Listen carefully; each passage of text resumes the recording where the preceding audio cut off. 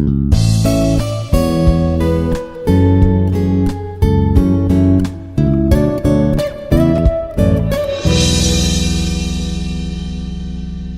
all, myself Dr. M. Laxmidevi, Associate Professor in the Department of CSCDS at Institute of Aeronautical Engineering. In this video lecture, we will see some of the concepts of computer and its components. So here we are going to discuss about the brief definition of, or briefly we are going to see what is a computer and what are the different components of a computer. So first, coming to the definition of a computer. So computer is an electronic device. So we can say that it is an electronic device which can be programmed to accept data, that is input, process it and generate the result. So result is nothing but the output. So you can see the graphical representation. See, it takes the input. It takes input, does some processing. So in processing unit, we have central processing unit, and then after that it gives the output.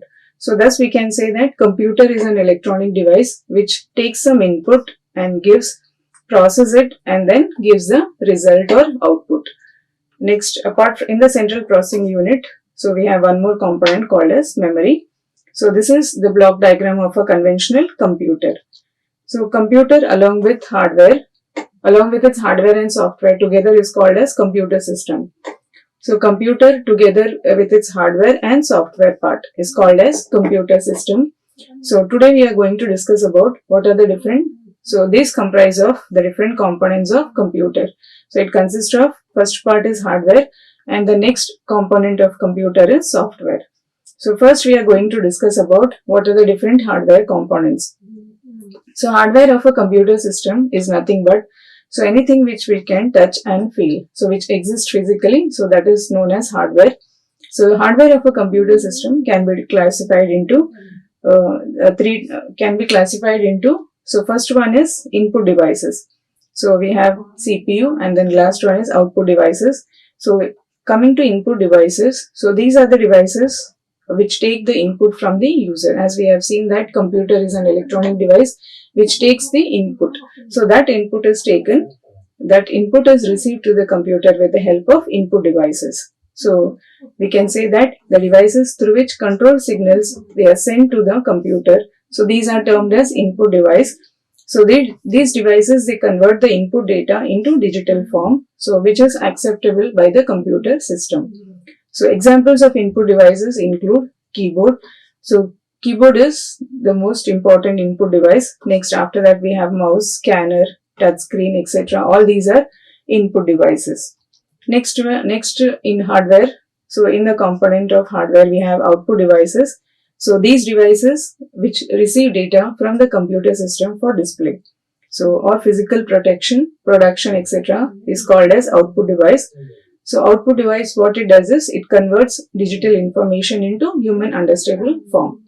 So for example, in the output devices we have monitor, projector, then we have headphone, speaker, printer, etc. So all these comes under output devices. Next, coming to central processing unit. So what is a CPU? CPU, you can say that it is the brain of the computer, or the main important part of a computer system is the CPU.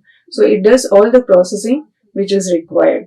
So it is the electronic circuitry of a computer which carries out the actual processing, and usually it is referred to as the brain of the computer. So generally the other name for CPU is also called as processor. So CPU is given instructions and data through the programs. So CPU then fetches the program and data from the memory and performs arithmetic and logic operations as per the given instructions and stores the result back to the memory. So memory is a part of computer system. So in which the data and from which the CPU fetches the program and data.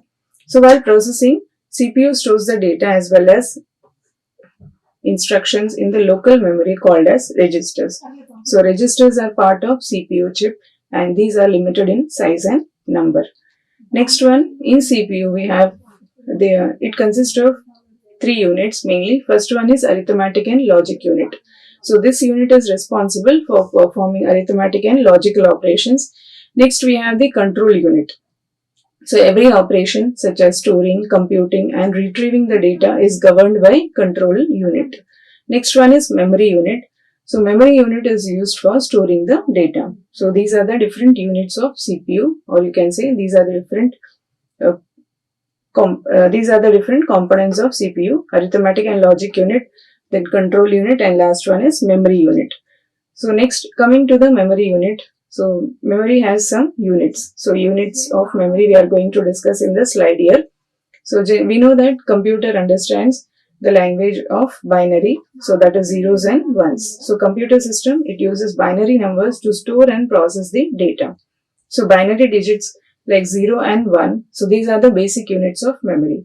So these are combined together to form 8-bit word called as byte. So next, like any other standard unit, so bytes are grouped together to make bigger chunks or units of memory. So see, you can see the unit here. So kilobyte, 1 kilobyte is equal to 1024 bytes.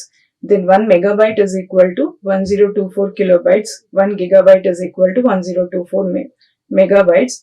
1 terabyte is equal to 1024 gigabytes. Then petabytes, PB is petabyte and its abbreviation is PB. So it is equal to 1024. So thus these are the different units of memory. So larger chunks of memory or units of memory. Next one, computer memory. So as we know that computer system needs memory to store the data and processing for it, to store the data and instructions for processing. So generally we talk about memory, it is nothing but the main memory or primary memory. So we'll discuss in detail about the different types of memory which are available in computer system. So next type of memory is secondary memory, which is used to store the data, instructions and results permanently for further use. So these are the different types of memory which are there in a computer system. So first one is primary memory and second one is secondary memory. So primary memory is the most essential component of a computer system. So here whatever program we are writing and data, that is loaded into the main memory before processing. Then CPU directly interacts with the primary memory to perform read or write operation. So primary memory consists of random access memory and the second one is read-only memory. So abbreviated as RAM and ROM. So now we'll talk about RAM and ROM. So what is RAM? So random access memory. Abbreviation is random access memory. So it stores the data and instructions when the computer is turned on. The contents in the RAM can be modified any number of times. So it is used to store the programs which are under execution. So RAM is volatile. Volatile in the sense, as long as the power is available, it retains the data in it.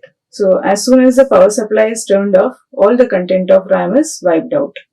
So it is used to store the data temporarily while the computer is working. So whenever the computer is started or software application is launched, so the corresponding software or program which is required and data, they are loaded into RAM for further processing. So RAM is referred to as main memory and it is faster than secondary memory or storage devices. Next one, in primary memory we have one more component, one more type of memory, ROM. ROM is non-volatile. So that means its contents are not lost even when the power is turned off. So it retains the data even when the power is turned off. It is used as a small but faster permanent storage for the contents which are rarely changed. So for example, the startup program, so that loads the operating system into the primary memory, so that is stored in ROM. Next one, coming to secondary memory. Secondary memory is non-volatile. So that means we can store even if the power supply is not there, so it can retain the data.